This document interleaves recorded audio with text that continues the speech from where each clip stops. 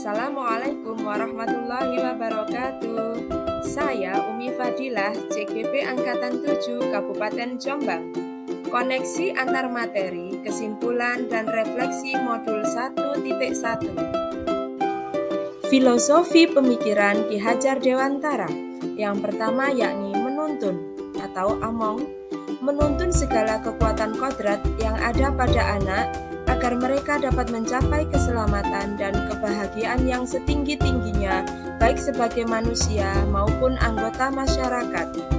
Yang kedua, pendidik ibarat petani, menuntun tumbuh atau hidupnya kekuatan kodrat alam yang ada pada anak agar dapat memperbaiki lakunya, bukan dasarnya, hidup dan tumbuhnya kekuatan kodrat anak. Yang ketiga, kodrat anak. Kodrat anak itu merdeka dan bermain. Merdeka artinya ada kemandirian dalam belajar. Bermain dalam konteks yang lebih luas adalah berkarya. Yang keempat, menghamba pada anak. Pendidikan berpihak atau berpusat pada anak. Yang kelima, kolaborasi trisentra pendidikan.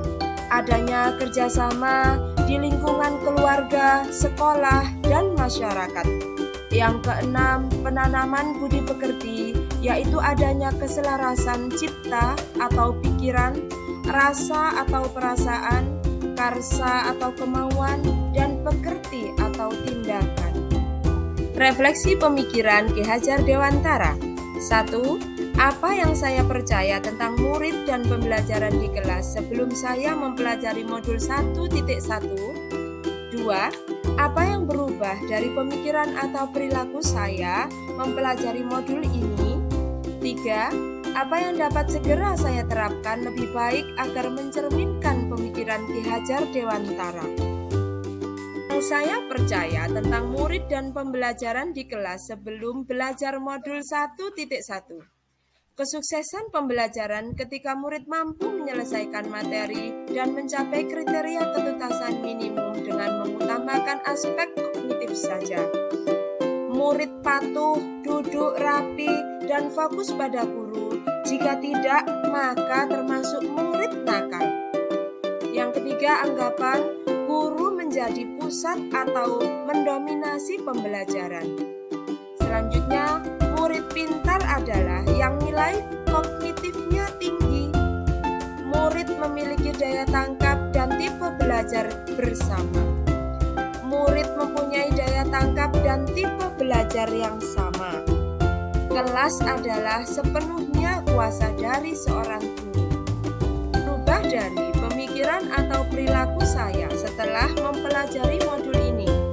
Pemikiran saya berubah menjadi murid butuh diberi ruang sesuai kodratnya untuk merdeka atau mandiri dan bermain atau berkreasi.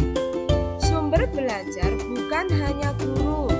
Dari lingkungan sekitar sangatlah dapat digunakan sebagai sumber belajar. Pembelajaran berpusat pada anak. Setiap murid punya keistimewaan masing-masing. Guru perlu berkolaborasi dengan orang tua murid dan lingkungannya. Perilaku saya sekarang yaitu memfasilitasi pembelajaran sesuai kebutuhan murid, yaitu kodrat alam dan zaman. Kedua, menuntun pembelajaran yang bermakna dengan menyeimbangkan afektif, kognitif, psikomotorik, dan life skill sesuai kodrat anak. Melakukan komunikasi intensif dan berkolaborasi dengan berbagai pihak demi kemajuan murid. Yang dapat segera saya terapkan lebih baik agar kelas saya mencerminkan pemikiran Ki Hajar Dewantara. 1. Menerapkan sistem among, yaitu menuntun bukan menuntut. 2. Menerapkan pembelajaran berbasis permainan sesuai kodrat anak. 3. Merancang pembelajaran yang bermakna dengan menyeimbangkan afektif, kognitif, psikomotorik, dan life skill sesuai kodrat anak, kodrat alam, dan zaman. Yang keempat, menerapkan pembelajaran berdasarkan kearifan lokal daerah setempat. 5. Menerapkan merdeka belajar dengan membangun komunikasi dan kesepakatan. Dan yang keenam, menginternalisasikan nilai-nilai karakter, budi pekerti, dan proyek penguatan profil pelajar Pancasila. Cara di sekolah kami menumbuhkan karakter baik. Di sini ada beberapa contoh penerapan di sekolah saya. Yang pertama adalah kegiatan olahraga. Tiap hari Sabtu kita mengadakan Sabtu Sehat agar kami semua badannya sehat. Dan setiap hari Senin agar tumbuh karakter disiplin pada anak, kegiatannya adalah upacara di hari Senin. Dan foto yang ketiga adalah kegiatan karakter baik, yaitu literasi. Anak-anak mengambil buku di sudut baca. Dan yang keempat adalah foto anak-anak tadarus di musola. Kesimpulan pada pemaparan saya, yang pertama, seorang pendidik bisa menuntun, bukan menuntut. Yang kedua, memfasilitasi murid dengan sepenuh hati. Yang ketiga, menyeimbangkan cipta, rasa, karsa, dan pekerti. Dan yang keempat, menjadi pembelajar dan pemelajar sepanjang hayat. Terima kasih Ibu Bapak Guru hebat.